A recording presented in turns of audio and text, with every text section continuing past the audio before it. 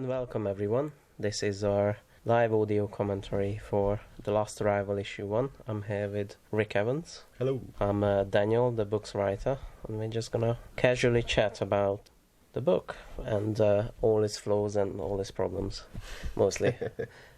I'm gonna start with the cover. So this is 2017. This was the phase of my life when I was like a bit too artsy for my own sake. So I actually forgot what the significance of the circles and the direction is. I do remember one thing, which is the order. So the order was whoever is more in touch with fantasy is on top, and whoever was more down to earth is on the bottom. So it's like a spectrum of people. This was the character introducing issue. So this is how I see the characters, is like what their relationship is with the fantasy or reality. So the people at the bottom are a lot more grounded. Yeah. The people that kind of believe in... Because you've got the priestess at the top. For example, Yuan has like no beliefs whatsoever. So that's still a relationship with the fantasy. It's just no relationship. Yeah. But like Ekrok, he's like very rational and very pragmatic, but he has issues with lying to himself and stuff like that. There's like a slight relationship, and then we go up and up. There was a reason for their position as well, compared to each other, but I completely forgot that. So it's an interesting way to do around, because I think a lot of people, especially, you'd start with the captain at the top and you'd work your way down, whereas you've gone the other way around with it. Yeah. You started with the kind of the fantasy at the top and then worked your way down. Is that kind of level of importance to the story, or is it just how you wanted to do it at the time? The level of importance to the soul of the story. I'm not sure if you get the story on the face value, like Rirke is more important than Yuan. He has a great arc, but as in terms of like the theme, yes, Rirke and Olak are like more in tune with the story. By the way, in terms of names, right? I know they're hard to say. I realized that the hard way when people who did audio reviews, are like really struggled with it. I can't do anything about it anymore. I've put in a pronunciation guide in issue 2. So how do you come up with the names for it? Because I think that would be the hardest part for me, is you have to find something that sounds alien enough to be alien, but then, well, maybe not in this case, but you have to find something you can pronounce easily. This is something that was so long ago, I can't tell you. Okay. And this is also the reason they don't sound good, because I came up with them when I wasn't speaking English yet, but sounds that sounded cool to me. Same with the title. It's a big confession time. I don't really know what it means. Literally what happened was I flipped up a dictionary and arrival. That sounds cool. That was literally... Well, you can kind of twist it and turn it, and it makes sense. Like, they are the last to arrive, they are the last of their species and stuff. But if I'm being honest, I just kind of pulled it out of my ass. Yeah, okay. I just figured it was because they were the last people to arrive on the planet. It works like that, but Okay. you kind of like have to like rationalize it. Also, one thing to note is that I love Gary. I'm gonna call him Gary. Gary the artist. Mm-hmm. He colored everything else but the characters on this. For some reason. I didn't ask him. He just gave it to me like that. So he's done the planet and he's done the stars. And I've used this background loads of times and I love it. And I still don't... This is how art is like magic to me. It's literally just a few dots scattered around. But I love looking at it. Really cool. But it's really simple. So yeah, so Sabrina did the characters. But it works together. Well, I like the front, because it gives you this it's kind of like a Brady Bunch kind of feel. Yeah. They kind of introduce this, and you kind of feel like there's going to be this happy-go-lucky world, and you open it up and you kind of get that kind of feeling that they're saving their planet, or they're the last people to leave their planet, and everything's going to work out, and it just slowly goes further and further wrong for them.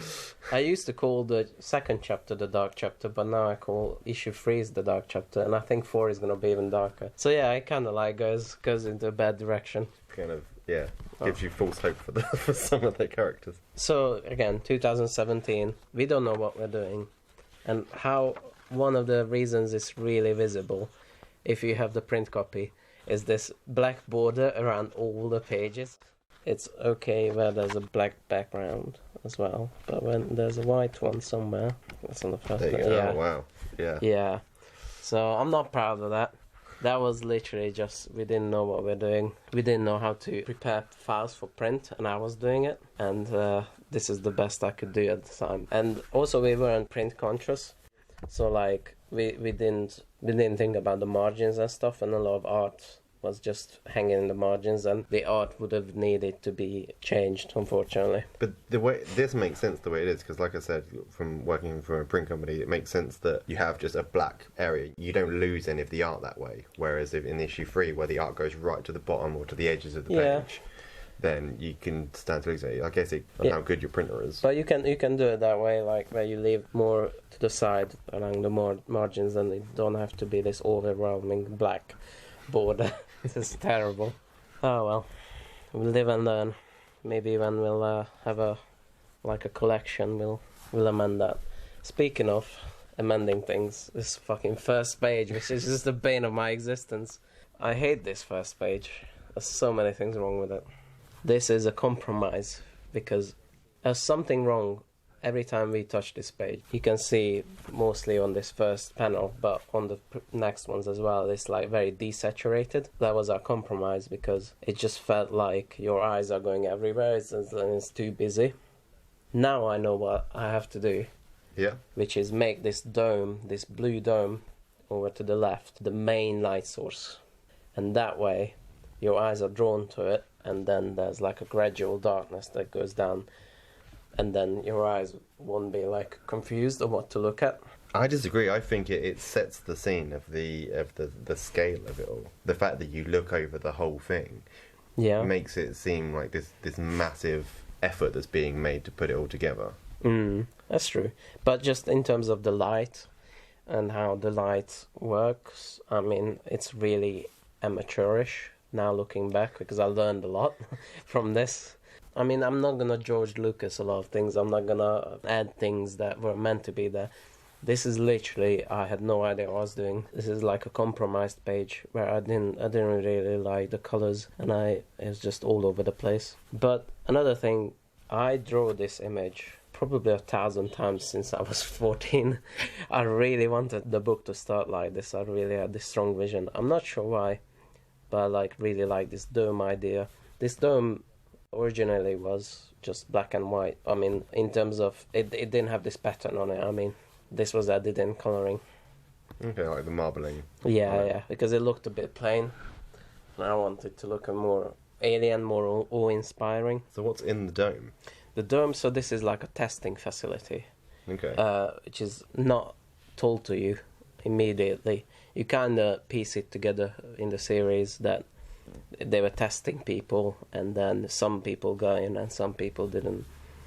Like on page 2 you can see the advertisement of what kind of people they were achieving to get, and you can see the parody of that page on the page 3. Okay, yeah. That was the idea of that. It's like the conscription, we need you today kind of that was hero people that they've put in the advertisement, but then when you get to it, it's just they're just regular people. Yeah, a bit more disappointing than you think. And who sets up the tests? So later in this issue, Uwon's very inquisitive about how his tests got through. Are they his tests? Or it was his test. He's the whole architect of this, not just mission but world. Okay. Because so this is more of a lore thing. He's basically the president as well, and not just a head scientist. This is a society that values this science like to the utmost degree. So they, instead of lawyers getting into politics, it's scientists. So the smartest scientists usually end up being the president. He's the architect of this mission. There were hints at first in issue 3, but we did a page of when her flashback scene in Kadai, there was propaganda to vote Yuan.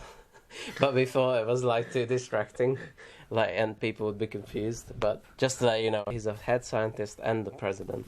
So it's like his whole grand plan of how to escape this planet, which is getting destroyed. That's the other thing I don't like in this first page, is like the background destruction is not very clear. It's meant to be like lightning and lava and volcanoes and hurricanes all together. Maybe it's a bit too much that I asked from Gary at the same time to put in the background, but Well, like you can see the asteroids there, and you can see the destroyed moon.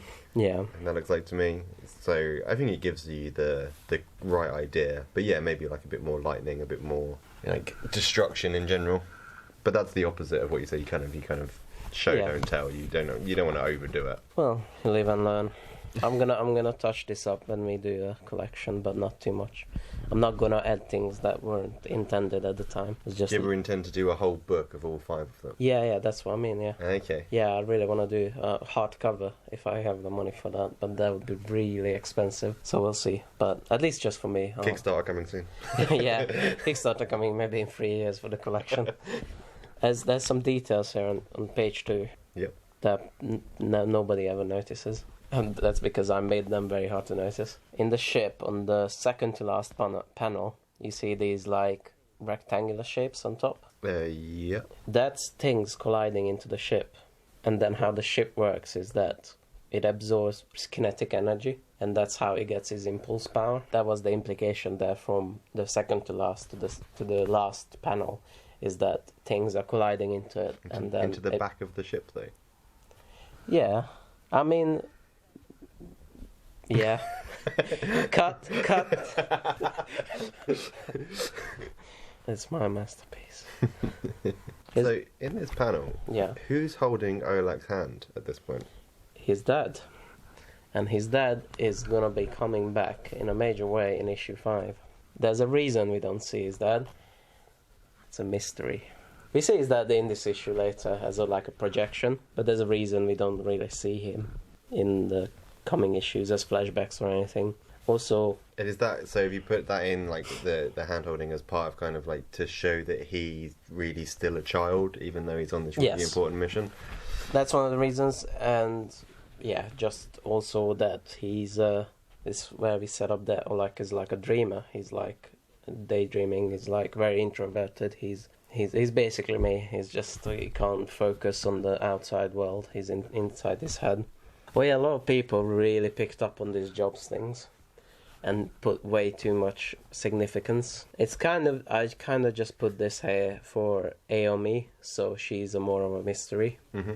But yeah, people like, oh, so he's a historian, and that's what the story is going to be about. It's like, no, not really. It's more about like their interest and their expertise, and just Aomi, which in the language means hope. So that's kind of the play there. What I wondered about this was, would that be the normal job roles for a ship? I assume there's more than one ship going out of the planet.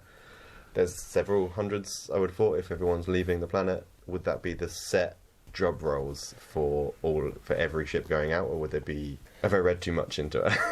Well, funny you should say that, because I don't know if you picked up on it, but they are the only ship going out. Okay. And it's kind of like a hush-hush background that only Yuon and Akrok knows, for some reason. That's also a mystery why he knows. Later on we're going to get into it. But they are the only ship going out, and the idea is more about representation. So like Rirki, the artist, she's the culture. The engineer is more like a practical ship knowledge. The historian is... yeah, more of like recording this and understanding their culture's history. And the hope is, read issue 3 and you'll see. And yeah, Yuan he's like the mission captain, and he's like an inventor. He's more, instead of Akrok, he's more of a theoretical guy. That's interesting, because if you're going back to the first page, there are ships flying around. Yeah. So I just assumed that all of those people... all of those ships were going to depart the planet. But now you kind of look at it from that point of view and you realise that all of those people have died. Yeah. And it hits quite hard at that Those point. are meant to be like drones policing them. Oh, I Because see. if you see, there's one ship on the top of the dome. Okay. You can see on the Yeah. panel, and you can see the corner, but panel 3 you can see the whole thing. It's just the colours are really crappy. It's not Sabrina's fault, it's just we didn't know what we're doing. So here you can see like Yuon's like... you can see kind of his flaw already as a person, which is he understands that like social interaction builds like teamwork, but he doesn't give a fuck. He doesn't want to be any part of it. He feels like he's above the system. She will learn the hard way he's not. Page 4. Also, this is an interesting idea, which is visually representing loneliness and how far away they go. If you can see, as they depart the planet, the panels become larger, so like they enter the new, like, bigger universe. Yeah. That's kind of the idea there. Where Aom's hungry in that panel, with the growl, and it Yeah. just seems at that point, it seems again it's kind of drawing you in. You're starting to kind of meet the family, as it were. Yeah. And it's all still very cartoony, very kind of, the kid's hungry. I wanted to kind of draw in from different comic cultures, and Aome is definitely the anime culture, Okay. and she's supposed to be representing the anime. Again, issue 3 comes full into effect with like fights and stuff, but yeah. Page 5. This few pages here with their discussion. I call this the soul of the series, because everything here is laid out very clearly. A lot of people call this like heavy on exposition, and I guess that's true, but I'm kind of just like setting up the theme. I'm not really telling you how to feel or how to think about this. I'm just more like setting up what you should think about during reading this series. And also in the first panel, we set up Jack this early on. Yeah. The lonely king, they called him. He was king of nothing. So Jack, he was alone on his planet. Yet he was the king of everything. And his queen was death. He was in love with death. He wanted to die. And his son was his sword. He made his son the weapon. That's the thing there. That was definitely like a old school comic Thanos inspiration there. Again, you can see on this page that I wasn't really thinking about naming things in terms of saying them. So like Silaku, the soup, and things like that. So what is he watching there? What is the hologram of? Is it like a fairy tale that's like a traditional thing, or is it a story that's actually happened on his planet? It is a fictionized story. So like if you learn about Alexander the Great, his life is a bit fictionized. He split the Gordian knot. It's not true, but he was like a living person. He was a great emperor. So it's kind of like that. It's a mixture of things. This is where we set up I call it the smoke vision. It's like the TV they're watching, pretty much. Okay. Comes it's back. like a hologram in smoke. Comes back into effect. Later on, we'll see page something, that it's his dad who's sending him this message, this story. So his dad was like reading him a bedtime story? It's more like a recording of a story that he might find, Olek might find interesting. So when... I can't say the name. Ricky. He's setting her up as kind of like the maternal part of the group there by bringing the soup and looking after Aom, or... Yes, but more deep than that. She's like an inspiration in these trying times. Olek is looking for answers. She's the one who gives answers. And that's the big word here, inspiration, which again plays into the book's nature. The book's theme is that Olek will be more like Ricky at the end of the series, in terms of in touch with the realm of fantasy. Yeah, there's some things here that I in retrospect, I was overthinking this. The second panel, it looks awkward, isn't it? Her face, like, obstructed. Yeah, it's not something I've noticed until you said it, but yeah, if you were filming that, you would reshoot it, because he's in the way. Yeah, the reason for that is, right, and this is a really artsy-fartsy reason, it's because the eyes are the window to the soul. And how I was told this is that if you cover a person's mouth and nose, you can see into their true self. Right. Yeah. Okay. You're pretty much rolling your eyes, I know. And I agree with you. It was like a really stupid thing to put in. That's what I like what you do with your comics, is that put little things like that into it that make them different from everything else. Yeah. You could have redone that in a different way for a number of reasons, but it's things like that that make the comics your own. I like to think about every panel and whether it contributes to the story or not. The last panel, it's not very clear, but it's the explosion of their moon, of what she's seeing there. So that's what started the downfall of their planet, was the explosion of their moon. Well, it was that was part of the process, I would say. Okay. It wasn't. That was just Decameron going from planet to planet, destroying everything. I mean, spoilers. Who? What? How? Who?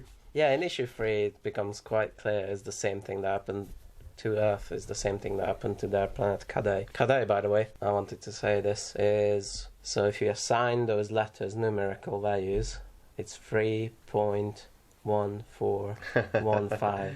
It's the pi. So that's how I was naming things, is like, yeah, whatever. Pi. Yeah, I mean, you know, a lot of this is just bullshit that we come up. Not to break too much of the immersion here, but I mean, it's not some special thing that we come up. But sometimes it has like a meaning, but sometimes it's just bullshit. My artistry is to make it look like it's not bullshit, and it's not. It wasn't meant to be an accident.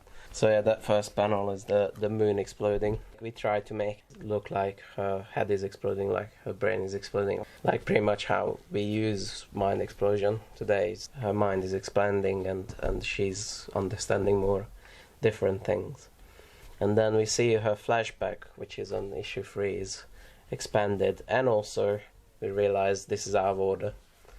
But it was out of order on purpose to kind of give you a more generic idea of where she comes from. These 3 panels are out of order? Yeah. Okay. Because that's the uncle dying on the last panel there, in the last panel of the flashback. Yeah. But he's dead already when the first 2 panels take place. This was just to trick you, really. To give you a more like generic idea of where she comes from. It's more complicated than that. So did you set it up in that, did you put it in that order so that when you get to issue 3 for the whole flashback scene and the uncle helps her, you think he's alive? Yes. Until, Yes. Okay.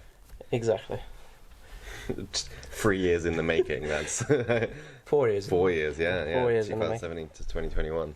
Yeah. I mean, you know, it's weird because, like, I'm sometimes rediscovering these choices. Like, I remember that I read one review for this issue 1, and it said there's like not much happens. But if you in terms of like real practical things, yeah, there's not much story that happens. But there's a lot of subtle setups that happen, and that's what I'm very proud of this issue. There's a lot of things that happen in the background that you don't notice. Are they aware of other planets having been destroyed? Or if there's a story about it, there must have been... They must know about it in some way. Actually, I take that yes back. That's too early. They are only aware of their own moon exploding for no reason, which is scary. Especially for like a very science-minded planet. A moon just exploded. Why? Who knows? We can't tell. And our planet's dying right after a few years after that. Like, we can't tell what's about that either. So where does the story come from? The story comes from their own experience. What story? The story that he's telling about you set up Jack. Well, it's a thematic setup. It's not actually him. It's not like a story. Okay. No, it's just a thematic setup of there's a person like this and you will see him. Okay. I wish we could have designed a better TV where the smoke vision comes from. It's literally just a black box with holes in it. And the thing is, like, now, like, you wouldn't have known it then, but now it just looks like the top of an Xbox Series X. Yeah. But yeah, I think my idea was back then is that I almost had this M. Night Shyamalan kind of idea of making things a bit, just like 10% too weird. Yeah. Just so that really feel that these are aliens, and this was the idea. It's just a black box. There's no buttons on it. There's nothing that humans would know how to interface with. So yeah. And while doing that, you unwittingly designed the next generation computer games console. Maybe they took the idea from this. It's like, the head designer of Xbox is a big free fantasy comics God. 13. Here we get the setup for Aomi's green clothes for issue 3. Yeah. Again, so like you might think, wow, this is genius, but what? He's so modest. My biggest question is, how do you stay so humble? You said that you planned this so much in advance, but like for example, this is not planned. This was more working backwards logic, which is in issue 3 I kind of want to show her she's different and she's changed. Well, we kind of changed her hair, but that's kind of boring. So we'll give her clothes. Oh, there's a clothes, something mentioned. Oh, perfect. Done. But I wish I didn't say it was green. because it was so hard to pick her a color scheme that fit her like skin color and stuff. Everything pretty much looked bad. It's so bad. I had to go and go online and research color theory. I went into it real hard, and then that's how I found it, the combination. But it was really tough. Yeah, I used to, when I was designing website, I had a like color theory book, and it told you the like the web, you know, because they're web colors. Yeah. RGB. Like, it told you the RGB colors for everything that you could design. And it's difficult. It's like things you just wouldn't expect. Yeah. Take it even slightly off what it is, and you just get ugly colours. We literally spend months on her clothes. Honestly, I mean, not like it stalled the process. We're just putting in whatever and fixing it later. But yeah, it's super hard. That's why I got so much respect for the old school artists of Marvel and stuff. They came up with some iconic color combinations like the Hulk, like the purple and green and stuff like that. I can't come up with that on my own. For me, it's Spider-Man. Like the blue and the red, you just wouldn't ever put them together. No, I hate to put red with anything. I don't think red looks so great with a lot of things. He says sitting in his red front row. I mean, just like, especially with text, wherever text is, red looks terrible. Yeah, that's true. Page 14. This is a very important page. It's everyone in their room, and we gave each room a different kind of color palette on purpose, because if you read issue 3, people are frantically going from room to room at some point, and otherwise, if you don't kind of remember what their rooms look like, it's kind of disorienting. Yeah, it's like the different hats thing. Yeah. So what was the thinking behind each of them? Just were you trying to like get across everyone's personality in the same time? Yeah, kind of like you know, Ekrak's brown and orange is brown is literally a more down to earth color. Yuan is more like is theoretical, is more like the iPod person. He's got a very like clinical, tidy room. Yes, he's like everything has a purpose, so there's barely anything in there. And the empty room is Aomi's, just to fuck with your head. Looks like it's like an 80s kids show. Yeah.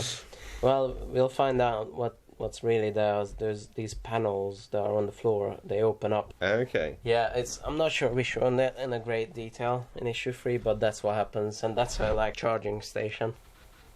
Oh my god, I'm about to tell you a super deep cut that no one ever will notice without listening to this. I have not much to say about this page other than 15, other than it's a nice square page, which I like. Guy sitting there doing drugs. Yeah, I was used this image for promotion. It's just him against the space. He's just turning out, looking at space, having a fun time. Right, this is super deep cut. Yeah. So what do you see in the orb, especially in the second panel? So Aom's there, looks like someone's reaching out to her, and there's a person in the background. There's an arm, right? There's an arm, yeah. And what's the arm hold? A doll. Is it a doll? Yeah, like this. I mean, this is really bad for our audio. So, but I just wanted to blow your mind for a bit. So basically, I'll tell you how it happened, right? I told the artist, Gary, put anything in this orb, and I'll find a way to connect it back to the book. And what happened was, he did this, and I was like, okay. And then in issue 3, we have this big drug freak out moment where Ekrak's hallucinating. I was like, that's the perfect moment to bring it back. He thinks he's in someone's controlling him, so this puppet thing really thematically makes sense. So this is the thing, right? So when you do these, it's less about just planning ahead in like great detail. It's more about just seeing these connections that could be potentially enhance the book. So you kind of pick up things that other people have put into your story and work them into your story. Not just the other people put, like I told you about the green clothes. I wrote that in. Yeah. But it was just kind of a throwaway line. It was just kind of, they were just chatting. But it's later on, I think, how to bring that back, how to connect that to like a future event. And do you kind of like methodically go through the old series and the old issues, try and kind of get each one of those loose and put it into the comics later? I don't reread it a lot. I just remember the loose ends, kind of. Okay. I definitely remember this one. I definitely remember the green clothes. And I remember the mistakes. So this is how I cover up mistakes as well. You make them part of the story. Yeah. I mean, literally, that's what Alan Moore says as well, you know. So it's not like a sacrilegious thing to do. But yeah, when you have a mistake, you don't go like, oh, I made a mistake. You go like, Is it a mystery? No. Unless you make it a mystery. Exactly, but that's, that's all a writer does. It's just bullshit. It's just a lot of... This is my confession tape. I don't know anything. I'm just coming up with bullshit. Yeah, so Aomi, she's acting strange. In my mind, this is not Blue yet. Okay, the different character in issue 3.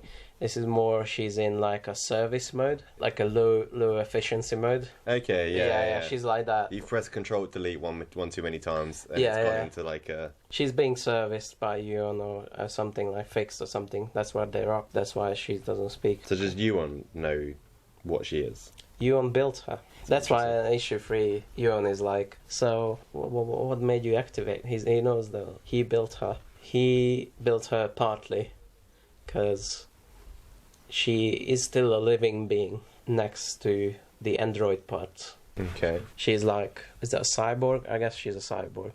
That sounds very 90s, but she's a cyborg, I guess. Then, we see here the first instance on... Akrok doesn't know what she is. No, he's like, am I fucking still drug hallucinating? Or there's just a doubt in him of what's happening, which again builds up like his later like freak out. But no, he's like, she's acting strange, but also I'm high, so I don't know which one is true. And this is where because I want to really circle this fantasy reality thing, not just from the perspective of Olak and Rirki, who are the main people and the main people connected with it, but this from the bad side of the fantasy element. I'm doing drugs. That is a kind of fantasy. That is a kind of lying to myself. Is that healthy? Is that a good thing? And how's that helping me? Interesting. In issue 4, it has a big payoff. I'm really proud of it. Oh, I can't wait to show you. This is really cool stuff. And we can see the first like Yuon-Akrok interaction, that they're not trusting each other. Their whole relationship, I kind of made it up as I wrote it. It's not planned at all. Akrok and Yuon. Yeah, but it really worked out. This whole drug thing is not planned. So like I had this story in my head, 14, 16 years now, but this drug subplot was never part of it until I started writing. And it's kind of a new addition, new in quotes. And I didn't really know what I'm gonna do with it. Again, that's another thing, which is like I just wanted to include it, and then later on I justified it, and it worked out pretty well. So what was the idea of putting it in the first place? Did you feel like there wasn't enough happening in issue 1 and you needed a little bit more meat to the story, or was it just...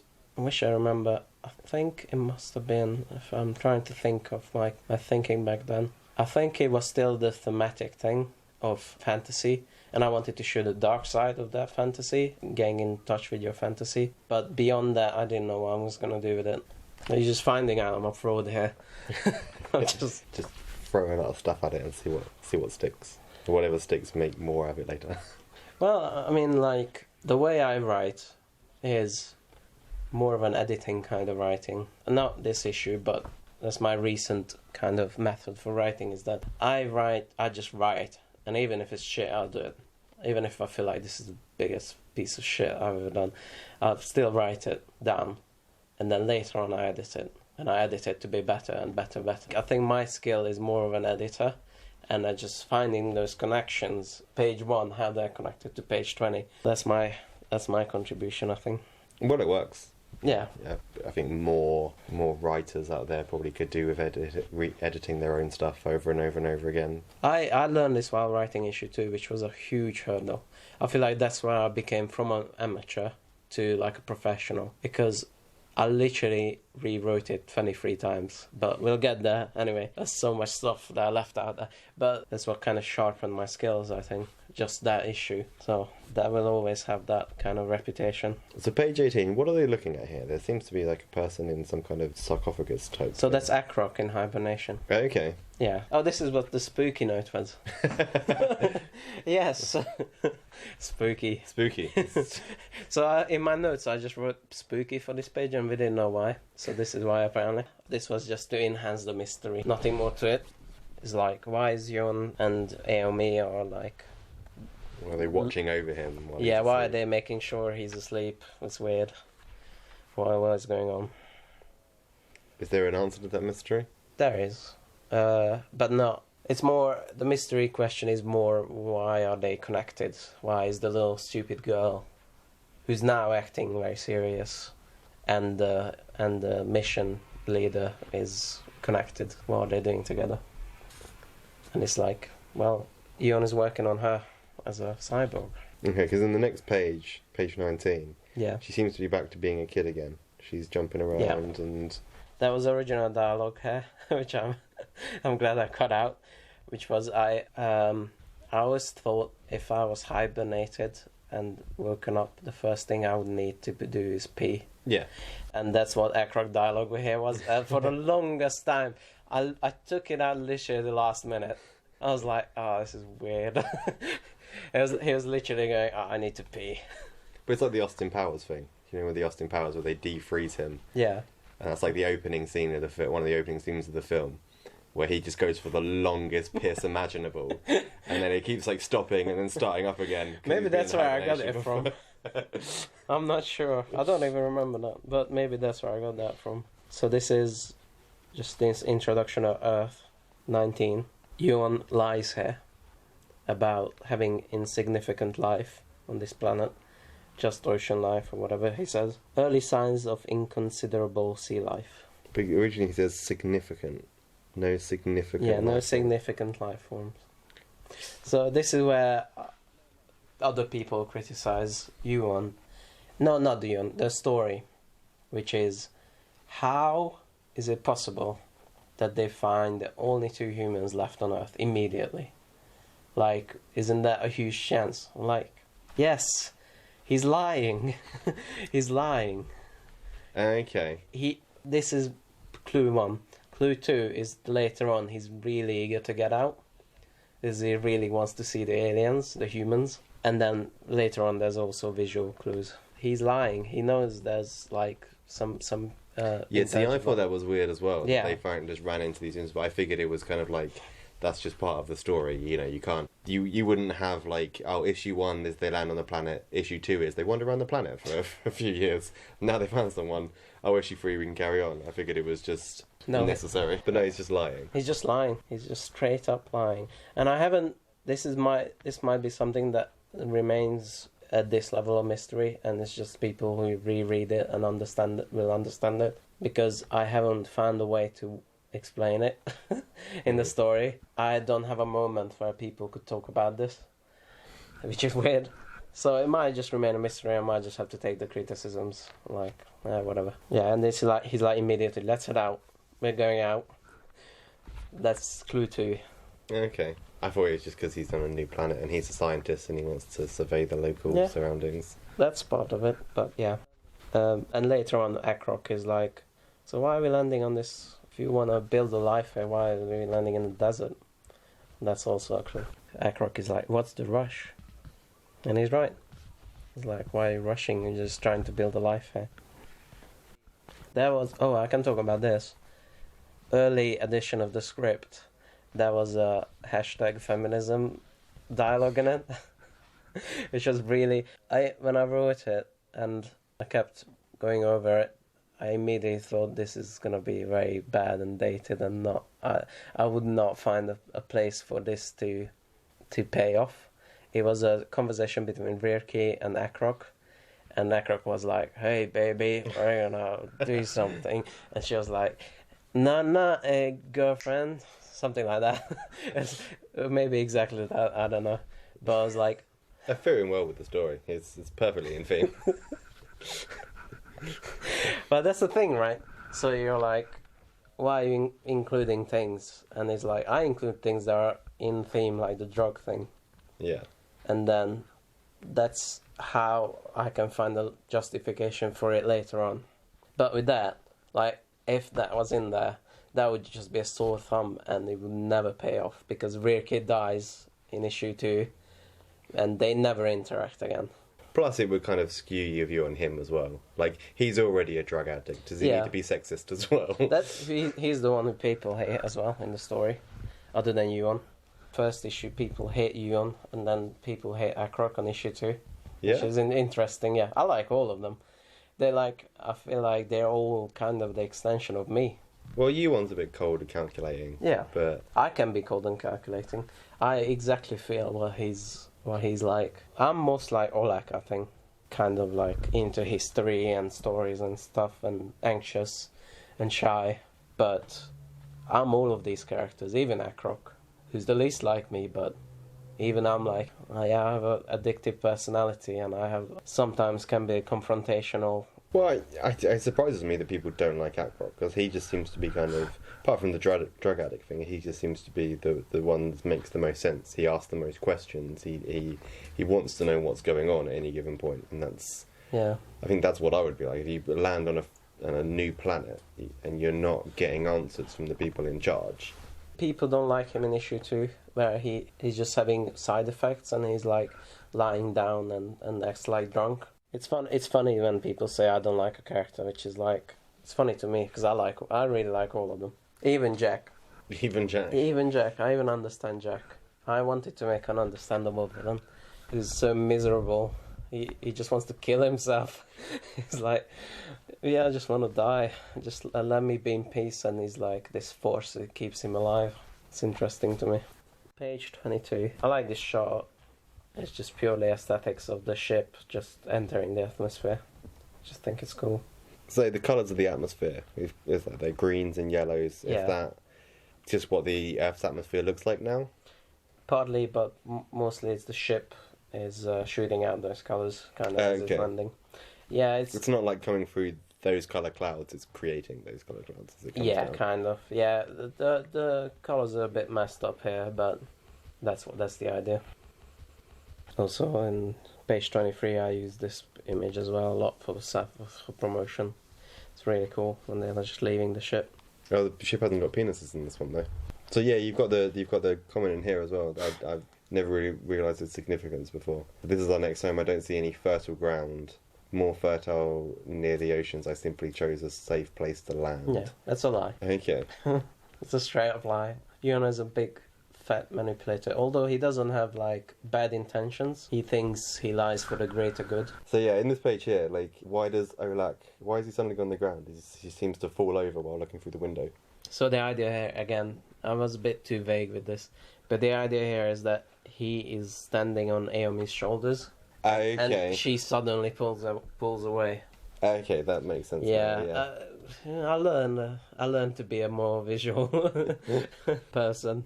See, I thought she was playing a prank on him. So she's come behind him and tripped him up. Yeah, that works too. Whatever. But Okay. that was the original idea. Is that page? Was this 24? On 24. Only thing I have to say about this page, I think, is that when Aomi crashes into things, I wanted like 20 more sound effects in that. I wanted to have like a ridiculous amount of sound effects that no one would ever put in, I think. Like to the point that it's comical. But my letter went, no, I'm not doing that. And so we left it like this.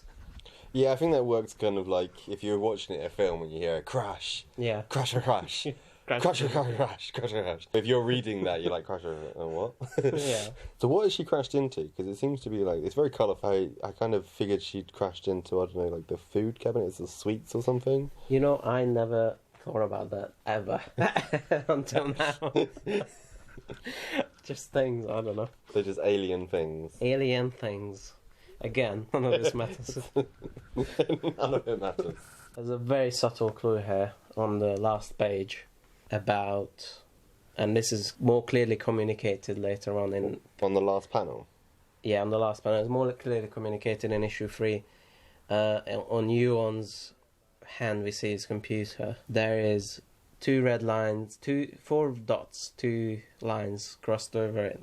Okay. Those are the approximate locations of the humans. Later on in issue 3 we do the same thing, but it's more clearly communicated. Like, there's a lot on this computer. That's just another clue. So they're like DNA strands, so he's trying to find out what kind of life form is there. Yeah. It's like the molecular structure and stuff like that. Then on page 25, first panel, I use that panel all the time.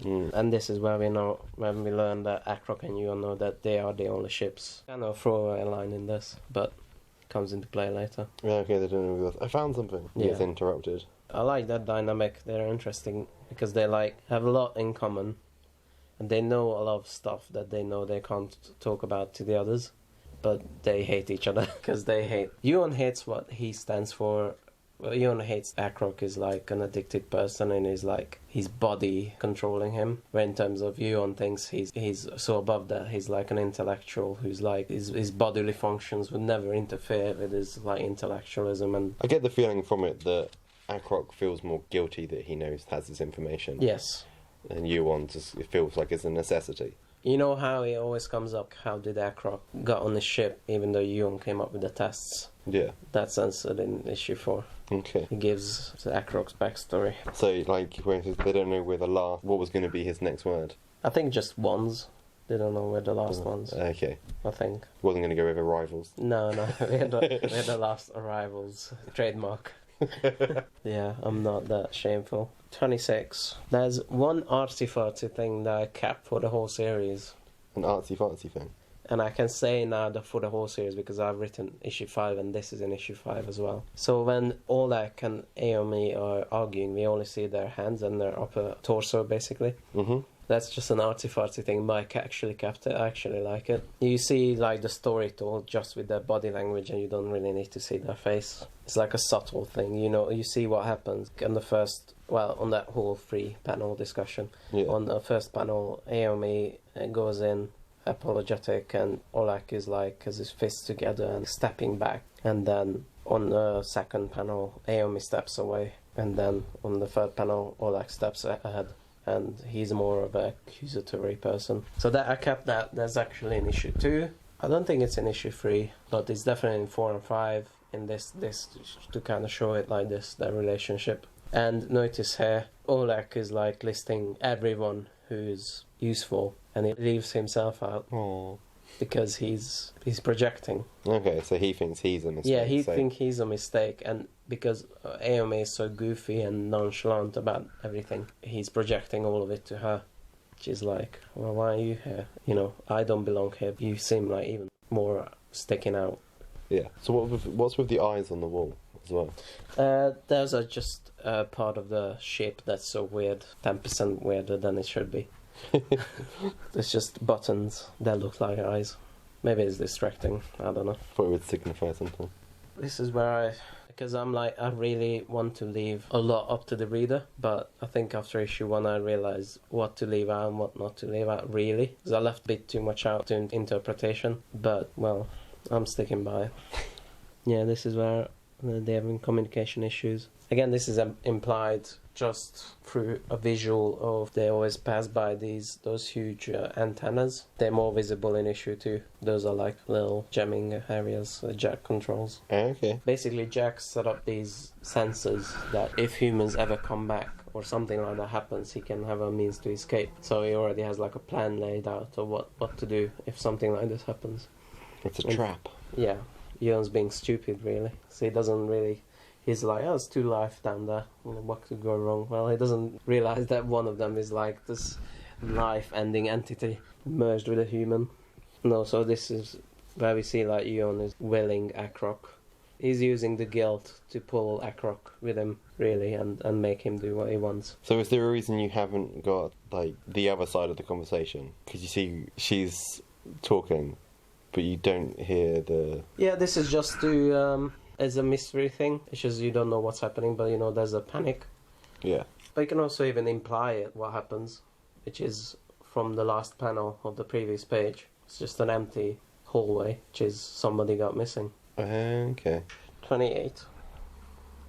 This page has a very interesting story with it, which was, it didn't look like this when the art was done. It was more of a traditional panel layout. They weren't like in each other, and they weren't as chaotic as this. This second panel, I think it was page long, and then the rest were like normally laid out next to each other. Mm-hmm. But I was like, no, this is a chaos moment. This is like, we need to just reshuffle this. This is the reason why it looks like that.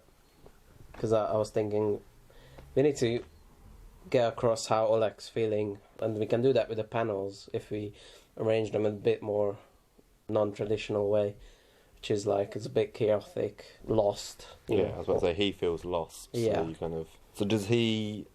Is it accidental the way he finds this tunnel? Yes. Okay. Well, no. Well, no, actually, I'm taking it back. Look at the second panel, footsteps. Yeah, so he's following. So it's Naomi. semi-coincidental. Naomi went that way and found accidentally. She's not kind of programmed to go out and search for things. No, she can't do anything Ewan doesn't say to her, which is even more surprising what happens later. But she kind of grows as a person out of Ewan's control. She basically outsmarts him, outsmarts his code, and does things that she's not allowed to do. So page 29, you've got Ewan lying again. Yeah. He knows what's down the staircase, but he's saying that they're extinct. He doesn't know exactly what's happening. They could find, I don't think he expects like this to happen. But yeah, we never put that sound effect in again. Oh, I just realised. What, the workish? Workish. I think it's meant to be like a Darth Vader thing. I figured it was like the air. Oh, sure, yeah. The air thing. It's keeping him breathing. Yeah. The only other thing you could have done is like a beep, beep. Yeah. I know I've had a journey with like onomatopoeia, which is like, I didn't really like to use it. And now I kind of like to use it in different places, but I think I use it way less than other comic creators. But yeah, I use it sparingly. Yeah, I don't particularly like it, and especially where it just doesn't make sense. No. Like cuff whack. Nothing has made that noise. Yeah, sometimes the thing I find with onomatopoeia is sometimes it kind of takes you out of the immersion. Yeah. I don't know why. I haven't thought about it, but that's my kind of reading experience about the comics. If there's like, especially a serious comic, and there's like a wham or something, Yeah. and then I get it why it happens, but it just takes me out a bit. Yeah, But you become very aware that you're reading a comic book. Yeah. Like all of a sudden. Yeah, I get that. I get that a lot. Page 30. Notice how the coffee is still hot.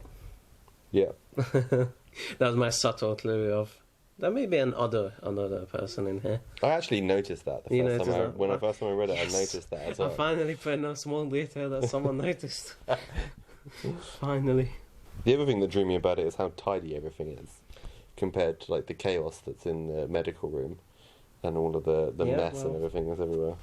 That's how he treats his son. His son is like an afterthought. He's using his son just for these experiments. He gets his own house in order. And there's his TV there. What does he watch on his TV? I think Friends. Yeah.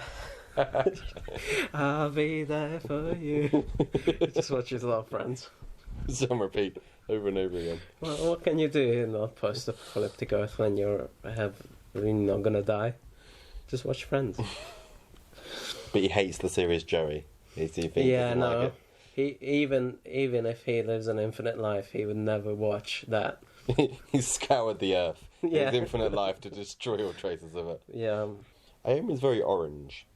Yeah. On page 30. Again, I try to pick like for the space suit everyone a color, like a color that stands out. One regret I might have is that Oleg's skin color looks a lot like his space suit. Yeah. I'm two ways about it. In a way, it kind of makes sense because he's the shyest one and he kind of like blends in. And I think that was the original idea for it, but it doesn't look the best, so I'm not super happy with that. Yeah, in terms of practicality, you wouldn't have a skin-coloured spacesuit. Yeah, no. You notice that I tried to change it up a bit as well. Like Aomi has the shirt on the issue 2, and then she has the rear key suit on. Oh my god! Alright, I might have a lot to say about this. So the comic covers, the comics within the comic. For the longest time, this last page were just references of my friends and things like that. It wasn't really cohesive. It didn't really tell a story on its own. And that was a major change. Like it was supposed to be, if I had a friend named Joe, it was Joe man, Super Joe. Like things like that. It was meant to be like random comics that look like actual comics, like a Superman, Batman kind of thing. But then I'm really glad I changed that, because they kind of tell a story of their own. Yeah, it was always meant to be. This was the original conceit of this book, is that what if aliens come down to Earth? So everyone's gone, and they just find comics, and what would they think of humans? And that was always original core idea. I'm happy I kept it, but it's a bit more together now. It's a bit more cohesive. It very much sets up issue 2, where you get the two different stories of human history. So, are these comics part of the history of Earth? Are they actually... Are you asking if the comics are real? Yeah, because if they tell the same kind of story-ish as Yuan finds out in issue 2, then there must be truth to them? I don't know. I guess we'll find out. This is one of the big mysteries. Is what Weapon Mind said in issue 2. Is that the truth? Are the comics the truth? Or maybe the truth is somewhere in between. Maybe whichever story is the truth. Maybe give us a new angle how to think about fantasy and storytelling. I don't know. Maybe this was the whole idea all along, and I'm not going to tell you. Maybe it's just one of those strands that you've laid down that you're going to pick up later. That's also true. It's also one of the strands that I lay down that's bullshit, and I come up with a rationalization later. Just so you can go, aha, told you. Retrospectively, I'll be right. So you can laugh all you want. And there's no way to tell if it was your plan all along. Exactly. So. I'm just really good at coming out of my own bullshit. And that's issue 1. Woohoo. Woohoo. I'm really proud of it. I think there's a lot in it, actually. Even though people criticise that there's not a lot happening, but there's a lot in it. Well, I don't think you can expect too much happening in an issue 1 of anything, really. Well, in other stories, I like to jump into the middle, kind of. But this felt kind of like I want to segment it in a way where we spend the first issue just with the character, and we learn all about them. And then issue 2 is all about the villains. 3, 4, what actually happens. 5 is the end. So yeah, thank you for listening. We'll come back for issue 2 someday. But we're tired now and sweaty. It's hot out there. It's very warm. Yeah, sorry. Very warm. I had to close the windows just so there's no fucking drug dealers shouting at me. Thank you for listening. The comic world pays well, then drug dealers outside. Yeah.